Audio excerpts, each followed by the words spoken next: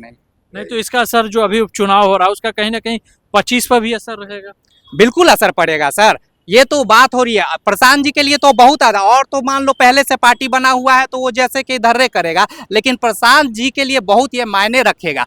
अगर वो एक आध सीट भी जीत पाते हैं तो 25 के साथ, लेकिन अगर एक भी नहीं जीत पाते हैं तो 25 की समीकरण सोचना और जो बोले हुए थे ना वो पूरी तरह से धराशायी हो जाएगी। फिर वो जितना भी लीपापोती कर लें, दोबारा कंसेंट को तैयार करने में बहुत उनको दिक्कत आएगी, चाहे वो जो भी कर ले। हम चाहते हैं अगर वो सोच अच्छी है तो आप जीत में तब्दील कर दो, क्योंकि जीत में तब्दील, लेकिन याद रखना बिहार राजनीति की जननी है, बिहार राजनीति को सिखाती है। चाहे अब दूर में कितने भी डंका पीच लो, कितने भी कर लो, लेकिन यहाँ की राजनीति की नींव जो बदल देती है ना वो तुम्हें यादगार बना देगी। आपके भी वो चीज को कि आपने कितना कंसेंट से कितने लोगों को जिताया था, कितने हराया था, सब यही तय होगा। यही 4 सीट आपके लिए। लेकिन प्रशांत किशोर जो बात कर रहे हैं कि 1 साल में हम बिहार को आगे ले जाएंगे, और फैक्ट्री की भी बात कर रहे हैं, शिक्षा की भी बात कर रहे हैं, और हर युवा को 10 से 12 हज़ार की नौकरी दी जाएगी। बातें करना बड़ी आसान होती है सर जी, बातें हम भी करते हैं, हम भी कई चीज़, हम तो डेटा भी डालते हैं जब आरटीआई में, उसके बाद भी बात करते हैं।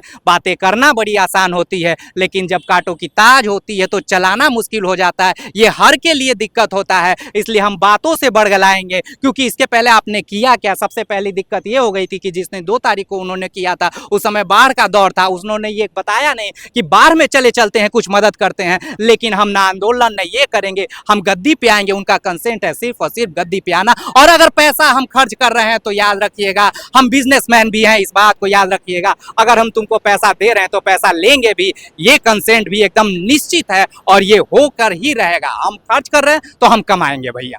अभी 25 का तो कोई चर्चा ही नहीं कर रहा है, क्योंकि 24 पे ही कंसंट्रेट है। जब तक ये 13 की तारीख को खत्म नहीं हो जाएगा 25 पे कोई ध्यान ही नहीं दे रहा है। ध्यान वही देता है जो कि राजनीतिक लोग होते हैं, जो नेता होते हैं, क्योंकि नेताओं का धर्म पूजा सब कुछ राजनीति है। हम इतने अपने आप को चालाक मान लेते हैं कि हम उसमें अपना घंटों घंटा व्यतीत कर देते हैं, जबकि उससे हमको कोई लेना देना नहीं है। हमें समय है कि एक बार जाके वोट दे देना, और वोट भी हम किसको देते हैं? चुनना होता है विधायक को, तो हम चुनने लगते हैं सीधे मुख्यमंत्री और प्रधानमंत्री को। अरे अच्छे विधायक चुन के आएंगे, उनको जिनको चुनना होगा वो चुनेंगे, क्योंकि उनका मत में पड़ेगा ये चीज चुनना। लेकिन हम ही चुनने लगते हैं कि मुख्यमंत्री है तो ढांचा ही बिगाड़ देते हैं, और लोग भी उसी में बातें और निर्णय लेने लगते हैं कि देखो हमारा नेता मुख्यमंत्री वो बनेगा। अरे तुम अच्छे विधायक तो चुन लो। अच्छे विधायक चुनने लायक जिस दिन हो जाओगे उस दिन बिहार की भी बदलाव हो जाएगी, देश की भी बदलाव हो जाएगी। अगर तुम अपने उन्नति के बारे में सोच लोगे तो तुम्हारी समाज की उन्नति हो जाएगी, तुम्हारी समाज की उन्नति हो जाएगी तो बिहार की उन्नति हो जाएगी।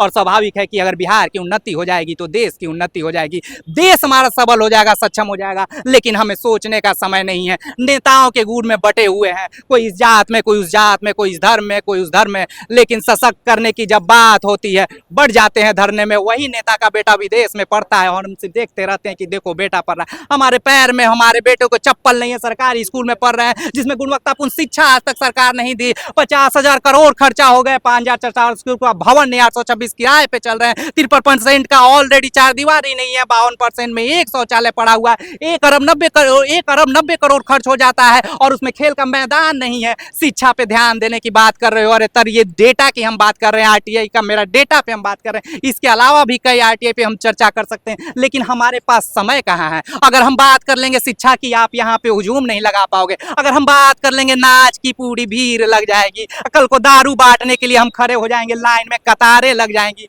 परसों हम कहेंगे कि यहाँ शिक्षा के लिए कॉपी बांटेंगे, हर कोई घरा चल जाएगा, कोई मतलब नहीं है। जब तक हम अपने मतलब को, अपने स्वार्थ के लिए नहीं सोचेंगे तब तक हमारा बिहार ना बदलेगा, ना देश बदलेगा।